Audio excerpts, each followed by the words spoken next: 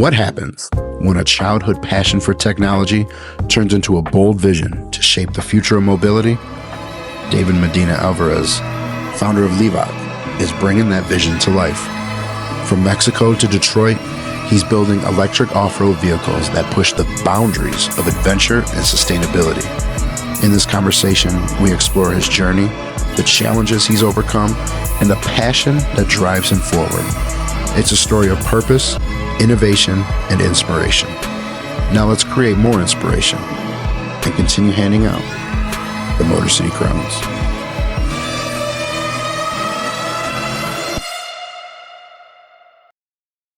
Building something new often means finding the right place to bring that vision to life. That meant looking beyond the conventional and choosing Detroit as the home of LIVAQ, the electric off-road vehicle company of yours. So David, why Detroit? Funny enough, it was because of one of my earliest mentors, the Dr. Jose Miranda. He was the president of my high school college that I went to. Back then I was like 16, 17 years old, and I wanted to go to Italy because, Ferrari, Lamborghini, everybody was there. And I told him about the plan that I had for my life and about wanting to create my own vehicle company. And I remember he being like, look, David, Italy sounds fantastic. I know why you want to do it. I will do it too. But before that, you should look up CCS, College for Creative Studies. It's in Detroit. It has a rich history, equally as Italy, and I think that it would be way better for you. And at the beginning, I was like, no, thank you. But then, upon some life events, I got to reconsider my decisions, and I applied to CCS. I got accepted, and the rest is history.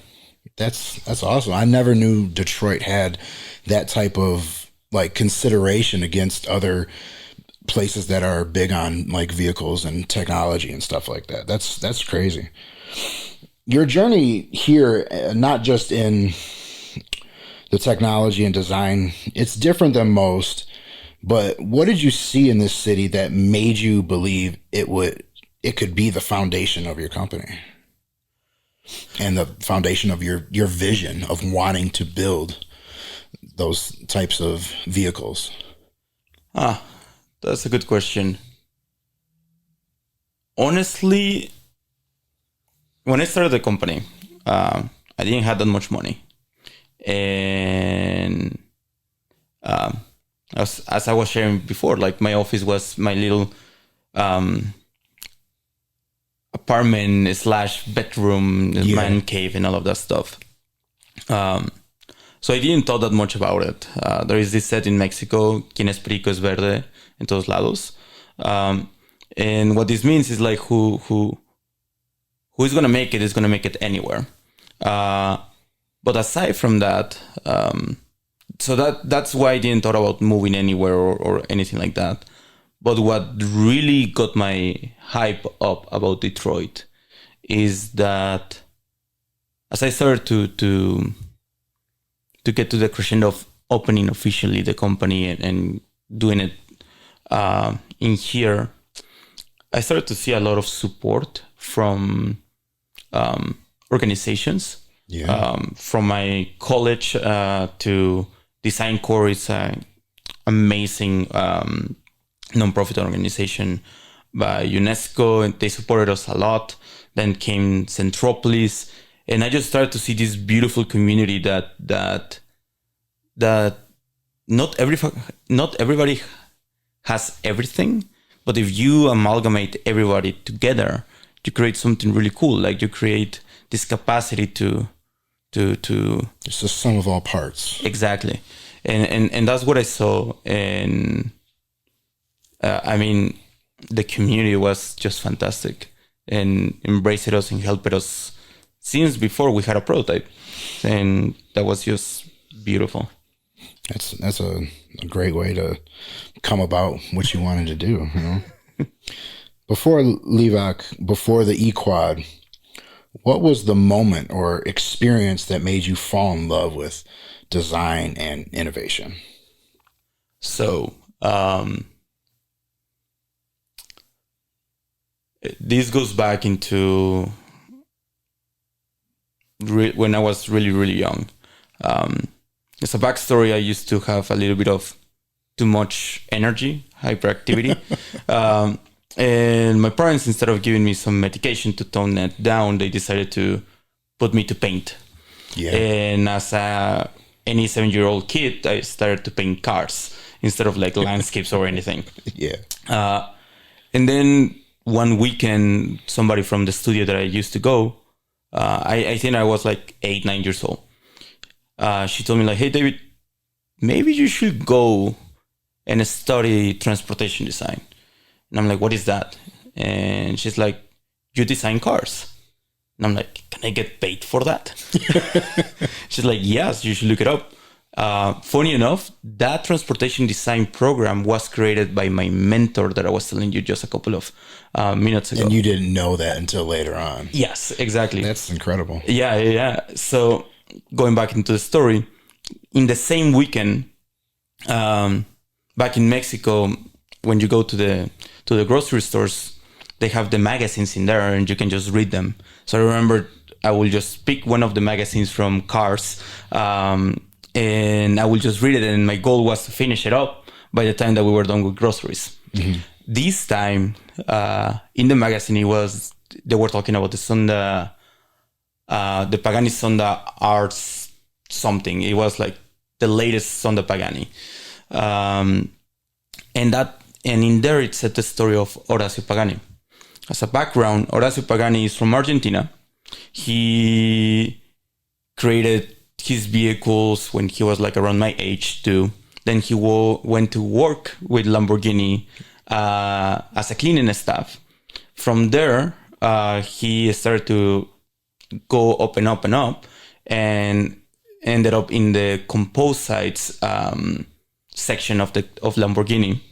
And then after that, he created Pagani. Yeah. And I remember reading all of this story and seeing that he was selling this $3 million car, 0 to 60 in 2.7 seconds. And I'm like, I want to be him. Yeah. And that same day, we bought that magazine. I went up. I started to do a lot of research in my computer. And by 9, 10 p.m., I remember running to my parents' living room. And I'm like, okay, guys, I know what I want to do. I want to create my own company. I'm going to go back then to Italy. And I'm going to start it like how he did it. By 22 years old, I need to have my company. Before I'm 20, I need to create my own little vehicle and blah, blah, blah. And I think like this is the most magical moment where my parents, instead of telling me like go to sleep, they were like, no, how can we help you? Let's make this happen. And that's how everything started. To have the support of your parents in such a that child age, to be able to say, how can we help you to do that? That's incredible. And to have that vision of, I'm going to do this, this, and this. I was playing with Legos at 9 years old. So I was building some cool cars, but I wasn't like, I want to do that. But no, that's great. I love that. Thank you. What problem were you trying to solve when LIVAQ became more than an idea? So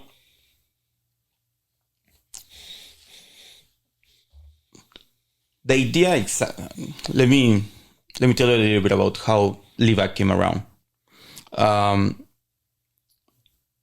In high school, I went to Tec de Monterrey. Tec de Monterrey, it's entrepreneurship, STEM high school like in Mexico.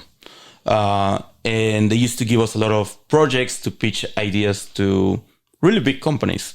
So that's where I got a little bit of nuance of like what entrepreneurship looks like and everything. Yeah.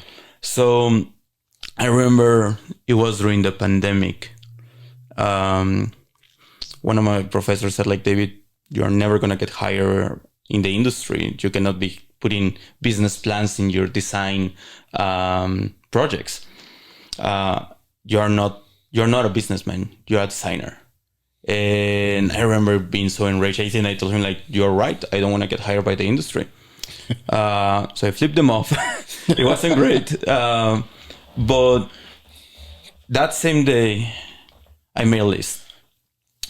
The market that I was like, okay, we're going to do my own company and we need to figure out which market we're going to go.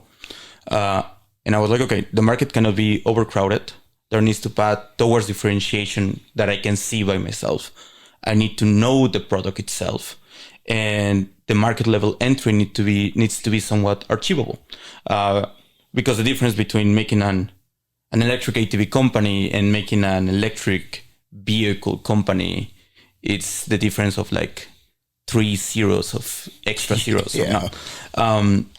And that's how it came around. I saw that there was just a few competitors, and I saw what they were doing wrong. They were using old chassis, and they were just refurbishing the chassis from these ATVs and slapping batteries into it. And I was like, okay, that seems simple enough. Yeah. We can definitely change all of this.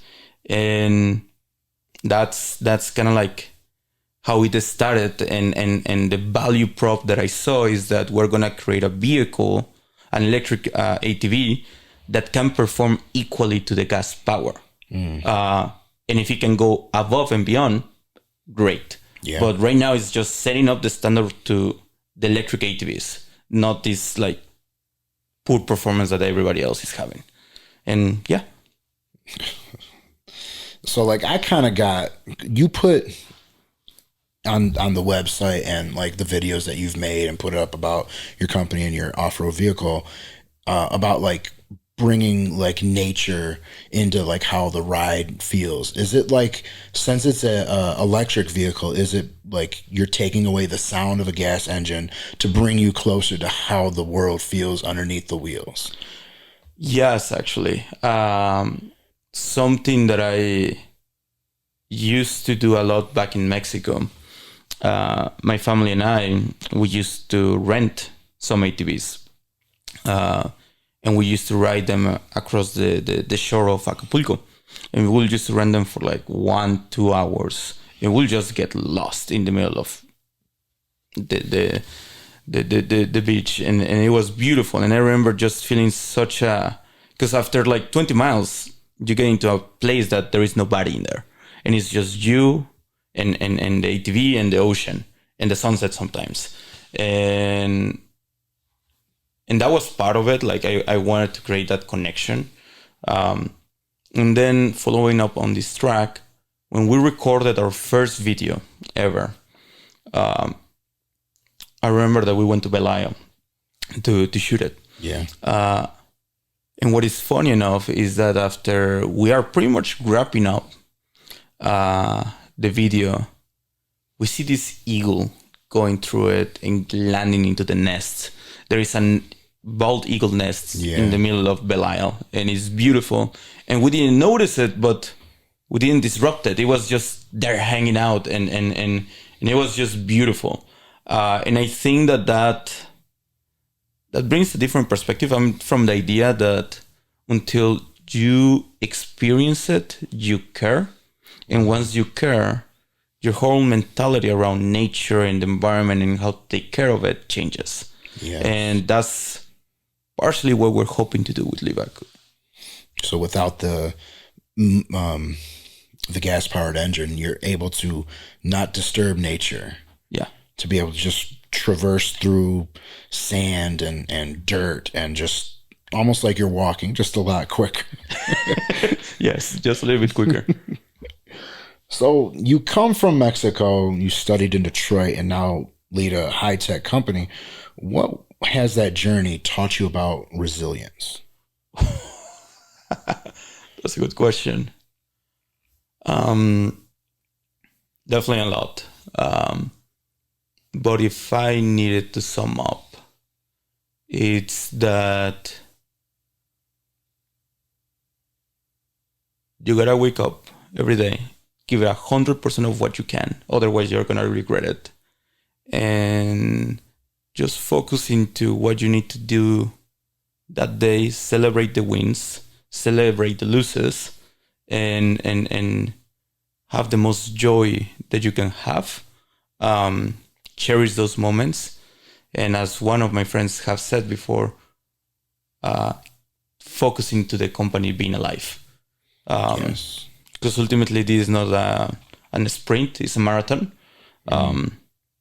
And yeah, you just gotta keep going. You gotta keep swimming.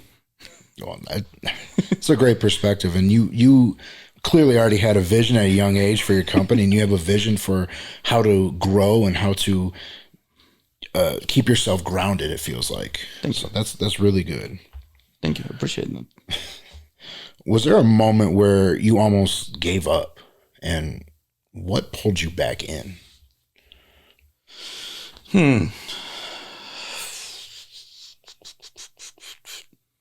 Not really.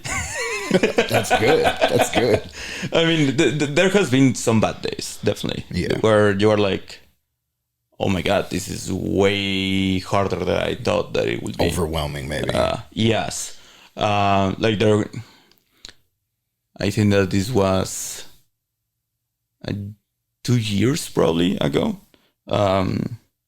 Remember that my girlfriend would tell me and that I will just, and I kind of remember it, but I will just wake up in the middle of the night screaming and just being like, what's going on? So it's definitely a lot of pressure because you need to make payrolls, you need to meet expectations of the investors, you need to come up with a product that the public wants, and it's there is this misinterpretation that entrepreneurship it's you're your own boss, but you are not your own boss. Your agency is diluted into the client, the investors, your teammates, and just everybody's expecting something out of you, and you gotta perform. So it gets a little bit difficult. Since 2 years ago, I haven't got that, so I think I have gotten a little bit tougher on those situations. Yeah. It's definitely a journey, but yeah, it's fun.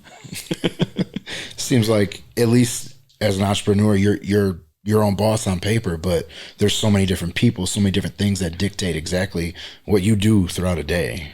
Yeah. And I'm trying to regain a little bit of that agency back. But it's tough, and that's okay, because it keeps you accountable in a lot of areas. And I think accountability in a life of an entrepreneur, it's super important. Yeah, it really is. What does sustainability mean to you beyond the buzzword, and how do you live that through LIVAQ? So, that's a good question. I think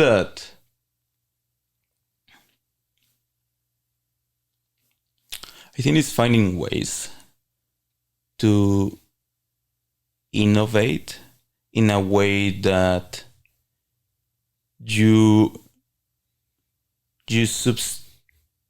subtract more out of your equation of like of the pollution that you create. Mm-hmm. And I think that from my perspective, if you can find ways to innovate and add creativity into the equation, it gets really interesting.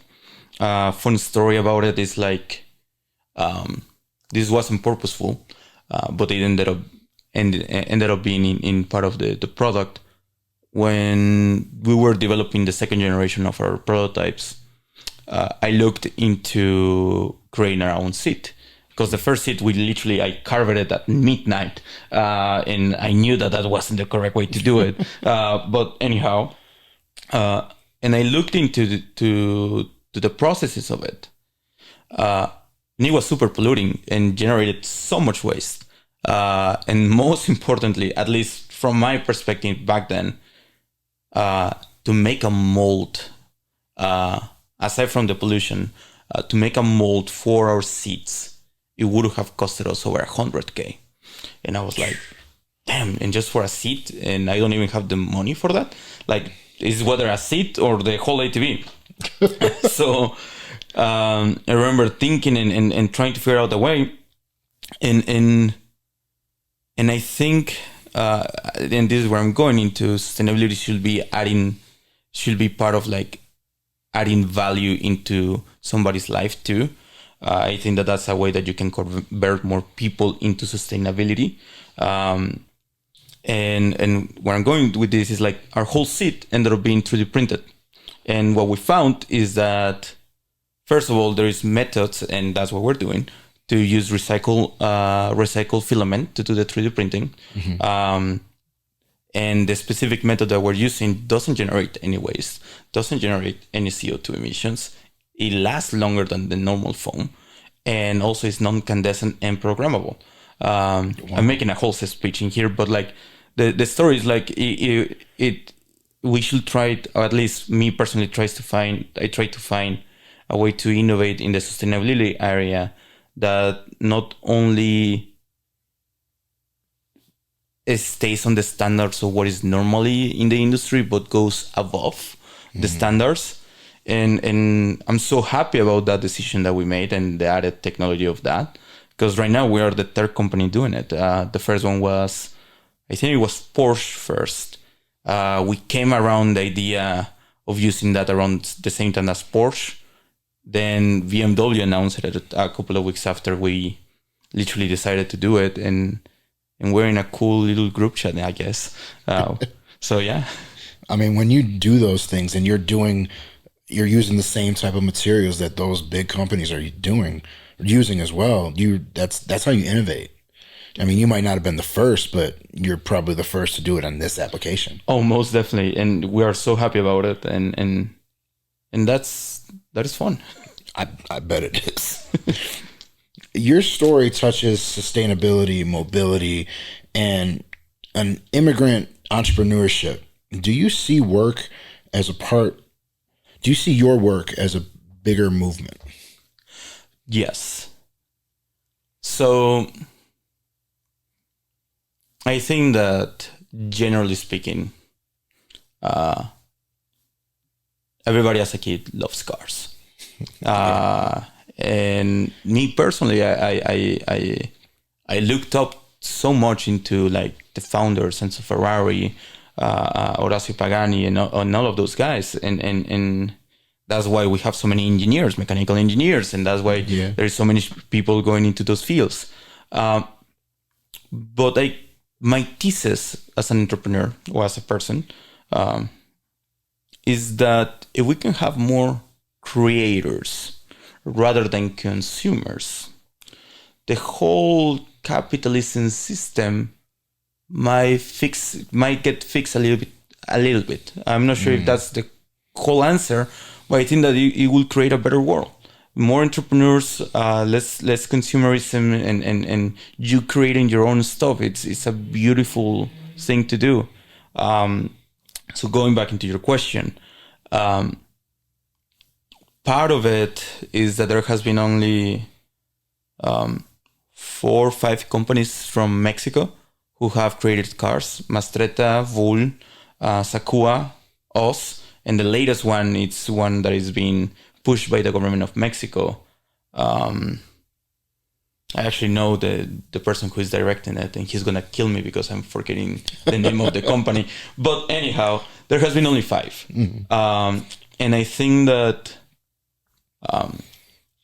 I would love, if I could, to inspire the next generations of Mexican, Latino, or anywhere entrepreneurs, and to see that it is possible to create your own company. It is possible to create your own vehicle company, and to bring that dream, that vision into reality, and share that dream with others, and raise it up together.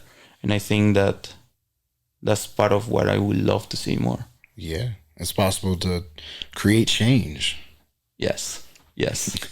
I think it kind of goes, not exactly. Like I had a guest a few podcasts back, and she deals with a lot of like where people do have ideas, and she helps them get to that point of being able to put things into motion. And she's also a mentor. Huh. And in the conversation with her, she was telling me about how a lot of these the people that are being mentored end up becoming mentors to other people. And it was kind of the same concept of you're trying to have more people do things on their own to help other people. So like you're growing up to become an innovator, a changer, and you will help other people do the same thing as well, just by inspiring. Yeah. And hopefully enabling them. Yes. No, thank you very much. The Motor City Crowns podcast is sponsored by Pingree Detroit, a worker-owned business crafting high-quality, sustainable goods right here in the Motor City. From handcrafted leather bags and accessories to upcycled pet gear, Pingree Detroit is all about craftsmanship, community, and impact.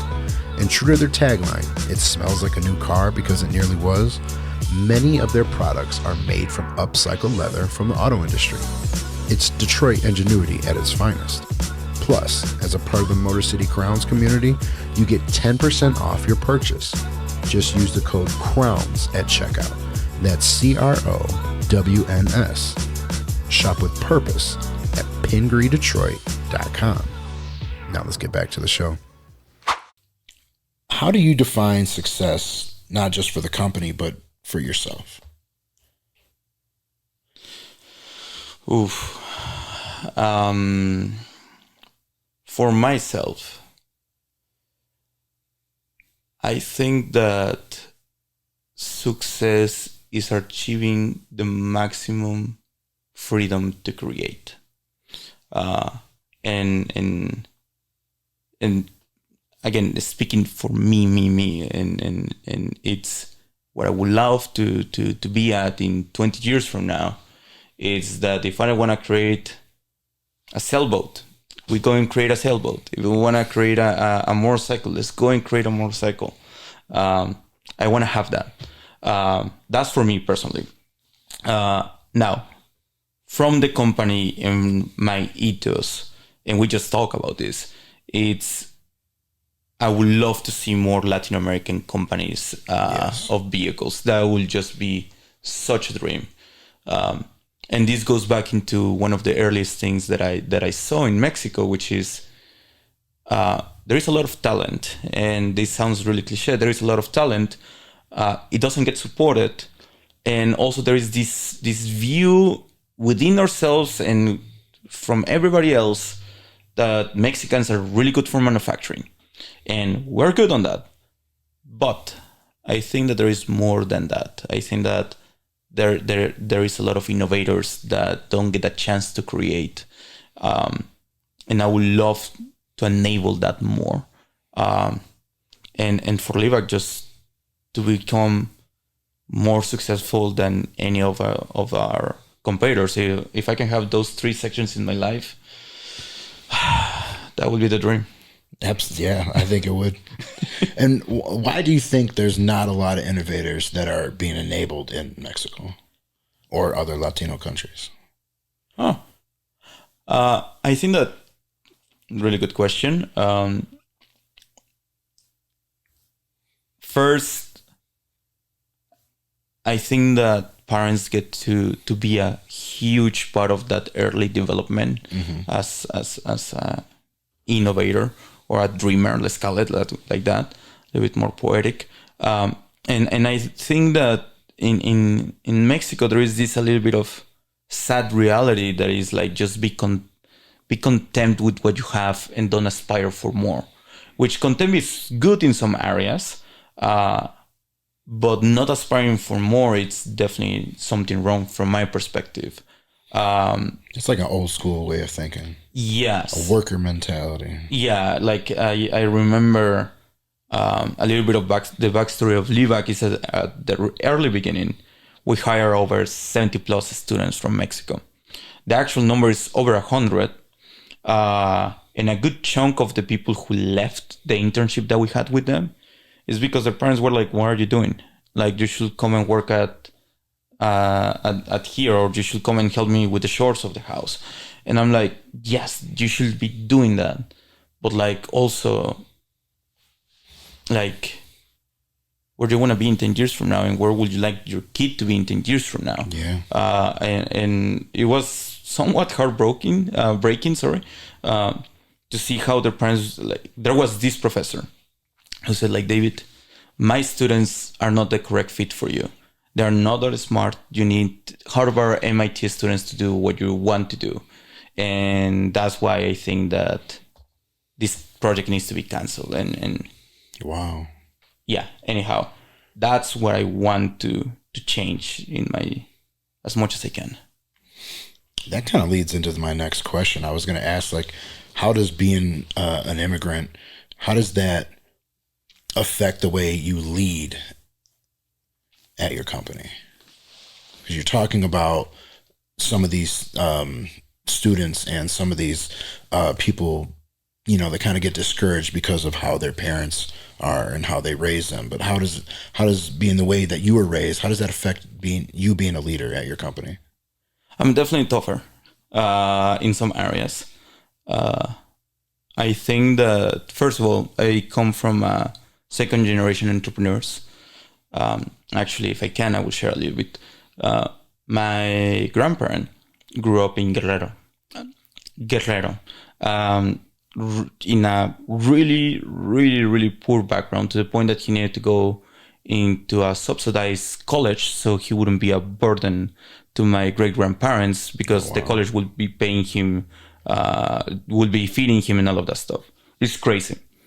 And then he graduates, founds, with the help of the government, a high school.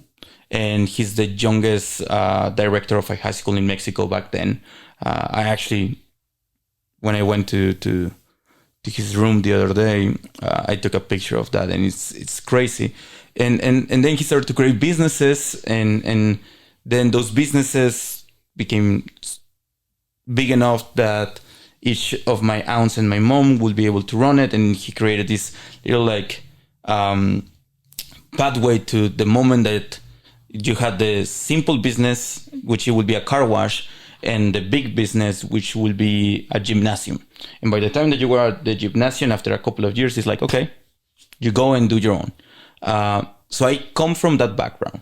My parents are entrepreneurs, and since I was super young, I remember like literally unloading trucks of paint and stuff, and I grew up seeing that. So on that note, I come from a really hardworking family, where I grew up seeing my parents working until midnight on the weekends. So I'm really intense, by all means, on my work ethics and just pushing as much as we can. So that's one. The second one, I think that I try to create a place, and this is more personally what I have seen, is I try to create a safe environment to make mistakes.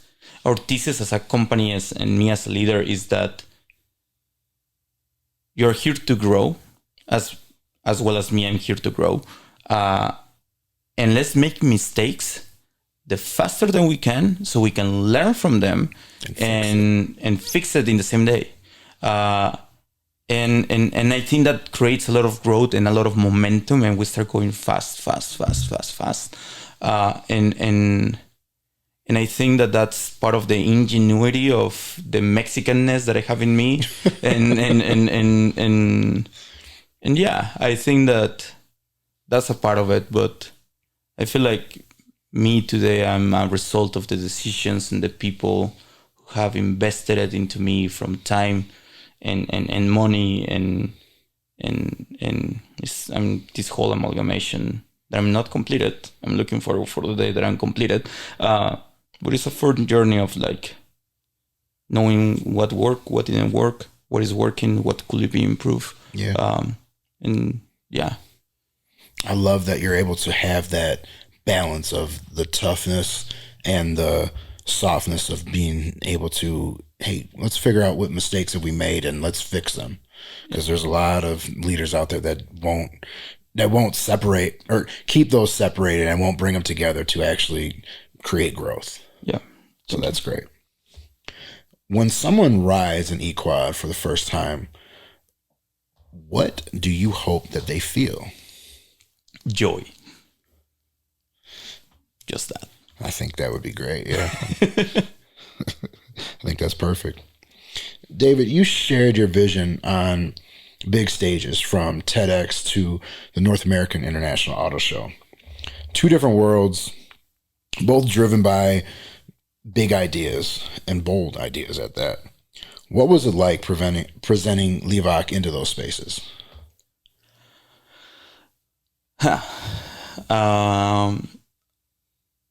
TEDx was quite fun. First of all,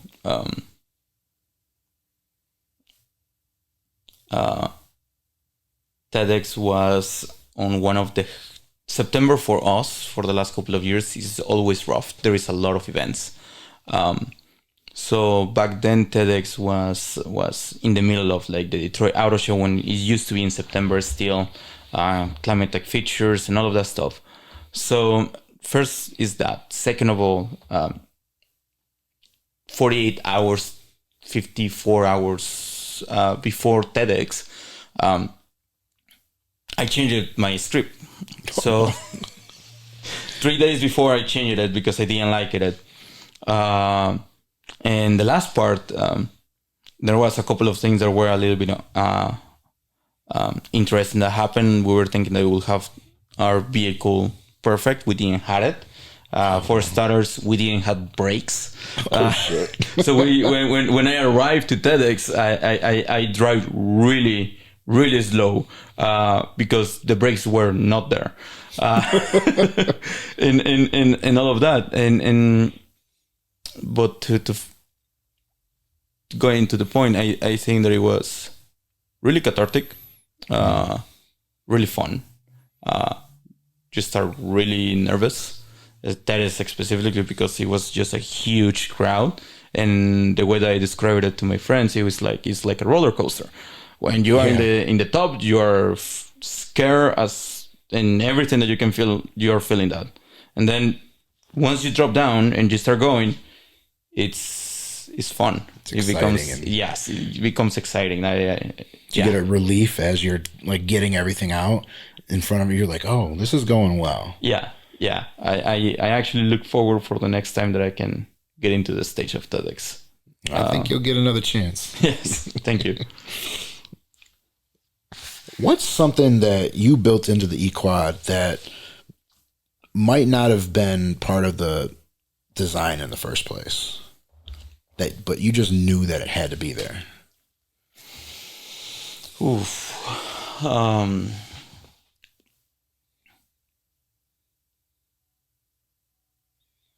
That's a good question. You got cup holders in there?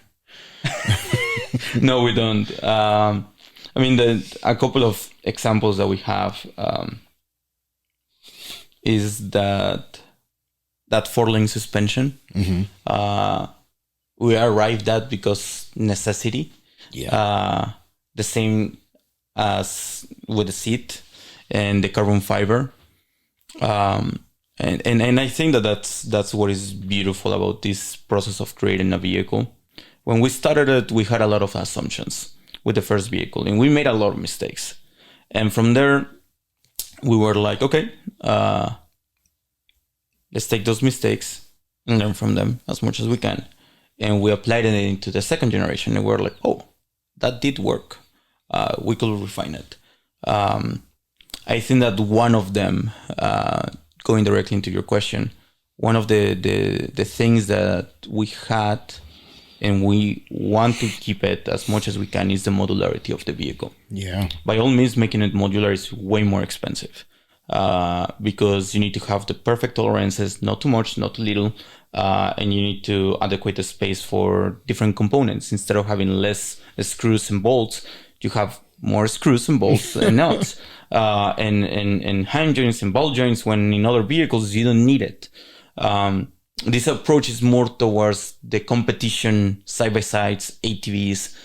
They have that modularity because if you break something, you can just snap it and take it out and put it back. So going back into it, we arrived to this methodology design philosophy from our second generation when we realized that we needed to have more modularity. And between the second and the third generation, we realized that that was way more expensive than we thought, from manufacturing to assembly time. But as you might already have figured out, I'm a believer of enabling as much freedom as I can, and for me and for others, and that goes into our customers.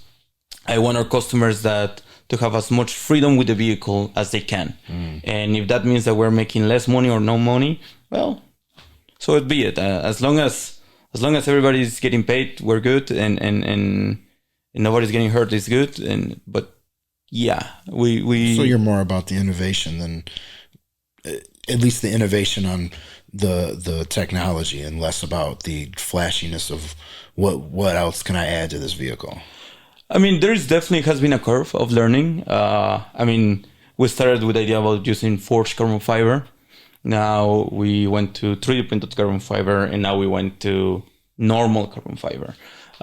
So we're definitely stripping out some components that we believe that they are not required. And it's kind of like, again, sounds super cliche, but it's like when you're making a sculpture, is finding what you need to subtract and what you need to keep. And I think these first 30 units that we're going to have, they're going to be extremely unique because the love and care, the amount of money that we have put them, I think that we're losing close to $7,000 per unit right now. Yeah. Investors are not happy, but I think that they go along with the vision, which is just put it out there, let people see it, let people experience it, and then we figure out how to make money. So I think you'll figure it out. Yes, thank you. But yeah, that's a little about the story about the product development. David, you've partnered with TechTown and New Lab and Detroit Global Detroit. How important is it to have these collaborations for the innovation process? I think that Detroit entrepreneurship ecosystem, it's so interesting. There is so much that you can offer, and as I said before, not everything is perfect, but when you conglomerate everything, comes out something really cool. Going into your question, super important. And for example, Global Detroit has been one of our biggest supporters from the beginning. They're amazing. They believed in us, again, before we had a vehicle, Design Core 2. And each organization has its time and moment. And it's about how can you, as an entrepreneur and for your company, extract as much value as you can from those organizations to support you and to help you in your vision and what is the next step. Because, and as I was telling you a couple of minutes ago, we moved out of New Lab. Yeah. And I think that it's definitely really interesting times for us, but I think that it was needed for us to grow and to expand, and goes back into what I was just saying. Everything has a time and place, and you cannot let comfortableness get into you. I think that that's one of the things I'm trying to avoid as an entrepreneur. If I'm feeling too comfy, something is off.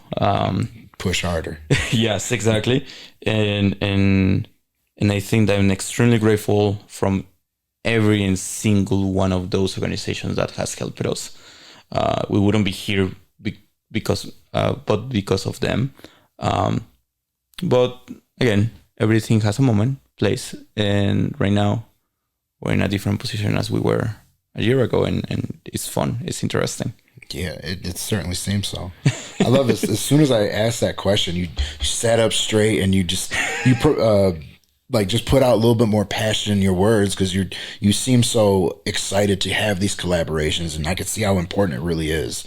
So I think that's a beautiful thing. Thank you.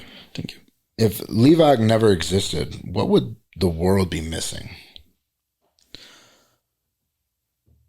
Oh, that's a good question. I think that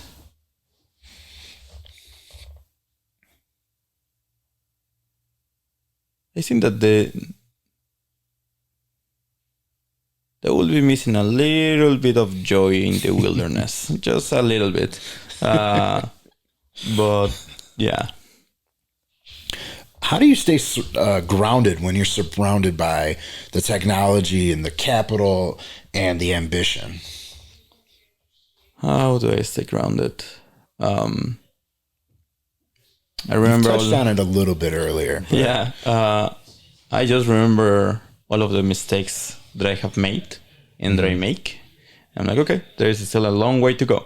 I'm extremely critical to myself, almost into a bad side of it. So I think that that's helpful. And by trying to give myself a little bit of grace. It's always important. I think, like you said, you're dealing with the being hard on people, and then you definitely try not to be hard on yourself. Yeah. So that's good. What would you tell 16-year-old version of yourself who just got into this design and technology? To don't be afraid, and to have as much fun as he can, and to don't get that comfy. That's good. That's really good. I think those are good words of encouragement for anybody. Thank you. Do you feel like you're living up to the expectations that you set for yourself back then? That's a little bit hard to answer. Yes, in some areas. Like, one of the things is that by the time that I was 22, I wanted to create the first prototype. We did that. And then I remember seeing the picture that you probably have seen on the website, the one that is like the side view of the E-Quad. Yeah. That was a really cathartic moment for myself. I remember, honestly, I'm a little bit emotional sometimes, and I remember tearing a little bit because I was like, wow, this. I mean, I still have my booklet that I wrote when I was 19 years old, saying like, you're gonna do this, and this, and this, and this is what you wanted, and signed David. Yeah. And seeing the booklet and seeing the picture, I couldn't be just but grateful for where I'm at, and honestly, I just love this. I say this to my investors. I mean, currently I'm not paying myself. I get a stipend from one of these beautiful organizations. It's barely anything, but like makes me live by myself without taking money out of LIVAQ. I actually sometimes put money into LIVAQ back again. But where I'm going with this is that I'm happy with where I'm at. I get to do what I love to do. I get to problem solve sometimes. I get to design some parts sometimes. I get to meet with investors. It's a beautiful life, and I'm so happy for it. Yeah. I was excited for this conversation. Like I told you that when I first got here, and I think it goes back to kind of what you were talking about with like how like little kids and love cars and everything. And I think that's part of the excitement I have, just not just for me to talk about it, but for you to be innovating within that space. Thank you. Especially being someone from Mexico, and me having Mexican roots, in my ancestors. I think it's exceptionally important to push that and to embrace that. Thank you. If this were the last time you ever talked about LIVAQ, what would you want people to remember the most?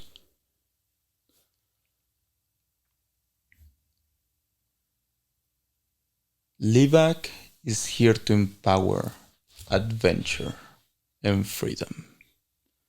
That's what LIVAQ is about.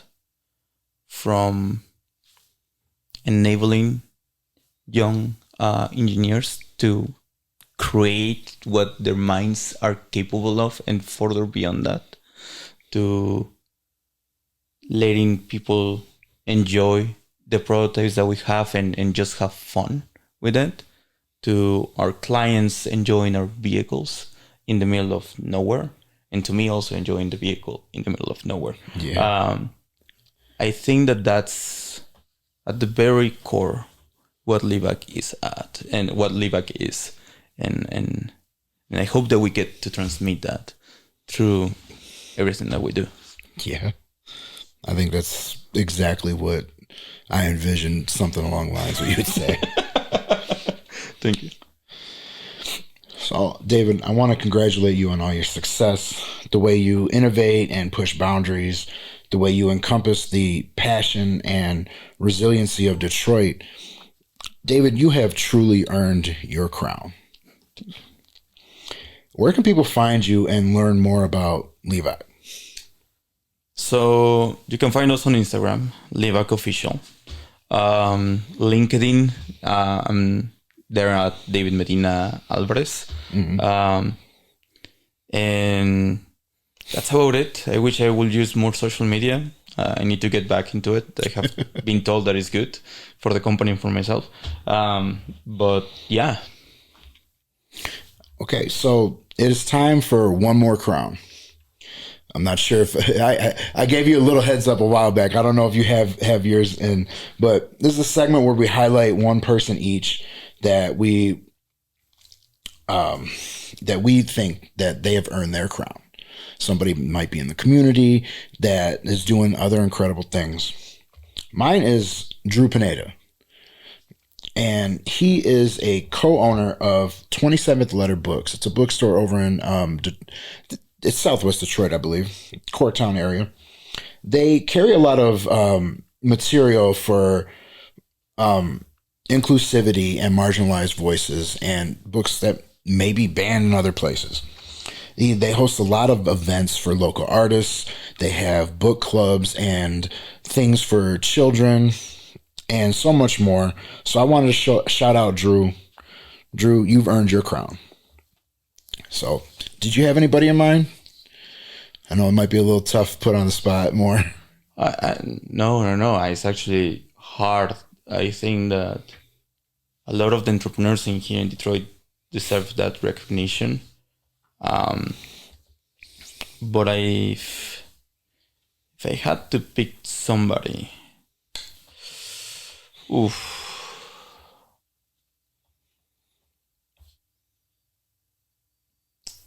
honestly, I think that I can't. What I would put the crown into is all of the entrepreneurs, specifically the hardware entrepreneurs in Detroit, because we know how hard it is to raise funding just to do hardware.